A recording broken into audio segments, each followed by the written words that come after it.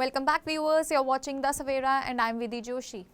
The US Court of International Trade in Manhattan ruled President Trump's tariffs unconstitutional, stating he misused the International Emergency Economic Powers Act. The three-judge panel found Trump exceeded his authority as the Constitution assigns tariff powers to Congress and the IEEPA does not permit tariffs without a valid national emergency, which was not adequately justified. The tariffs, including a 10% global tariff and higher rates on China, Canada and Mexico, were halted by a permanent injunction. The ruling is under appeal with potential implications for executive power and trade policy. The verdict was given on the basis of two cases. The Liberty Justice Center filed the lawsuit on behalf of 5 small American businesses that were impacted by these tariffs. 12 American importers had also filed a petition in the court. Both argued that the tariffs were causing huge losses to small businesses because their costs were increasing due to the increase in the price of imported goods.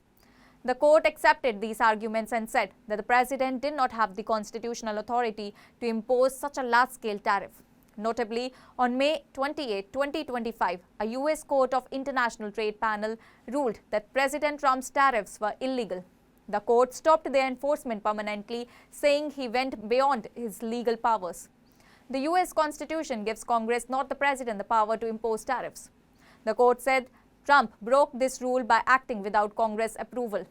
Trump used the International Emergency Economic Powers Act to justify the tariffs, but the law is meant for emergencies like national threats, not regular trade issues. The court said trade deficits and drug trafficking didn't qualify as valid emergencies. The court also said even if the IEEPA allowed tariffs, giving that much power to the president would be unconstitutional. Congress can't hand over such authority without clear rules. Most tariffs under the IEEPA, including those on China, Canada and Mexico, were struck down. Other tariffs under different laws still apply. As per reports, Trump overstepped his powers, used weak reasons for emergency, misused the law and hurt businesses. The court defended the law and the role of Congress. The Trump team plans to appeal. The Trump administration will appeal the court's decision. The Trump administration has said that it will immediately appeal this decision. Trump claimed on his social media site that his tariff policy was necessary to make America great again. Although the court suggested that Trump could impose tariffs of up to 15% for 150 days under Section 122 of the Trade Act 1974. But this also requires solid grounds. This is to be noted that on April 2, 2025, President Trump imposed sweeping tariffs on countries including China, Canada and Mexico. The tariff on those countries includes a 10% across-the-board tariff on most trading partners, higher tariffs that is 20 to 25% on countries like China, Canada and Mexico, and specific tariffs aimed at addressing issues like trade deficits and fentanyl trafficking. He referred these announcements as Liberation Day tariffs and said that these were necessary to address national emergencies such as persistent trade deficits and drug trafficking. He invoked the IEEPA, a 1977 law that grants the president broad economic powers during a declared national emergency to bypass congressional approval, which is typically required for imposing tariffs under the US Constitution. The tariffs sparked significant backlash, leading to lawsuits filed by the two groups, a coalition of the 12 US states and a group of small businesses including VOS Selections represented by the Liberty Justice Center. These plaintiffs argued that Trump's use of the IEEPA to impose tariffs was illegal and unconstitutional as it exceeds his authority and violated the separation of powers. However, later the tariffs were banned for 90 days on all countries except China. China also imposed tariffs in response to Trump's tariffs. For this reason, China was not given any relief from tariffs.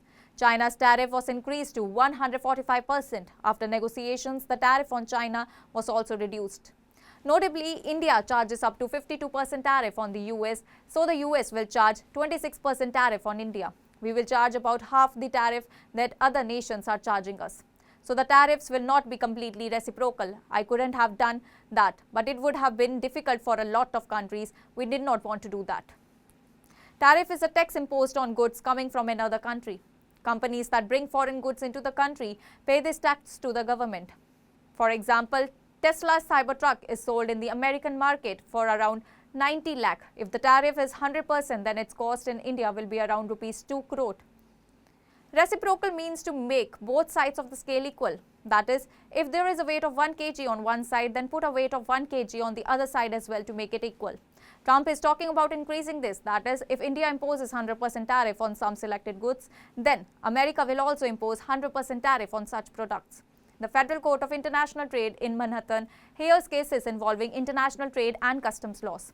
The court plays a vital role in the smooth functioning of the US economy, trade policies and global trade. It has jurisdiction throughout the United States and can hear cases abroad. It particularly handles cases involving the US Customs Service, trade adjustment assistance or anti-dumping and countervailing duties. That's all for now. Stay tuned to the Savera for more updates. Do like, comment and subscribe to the channel.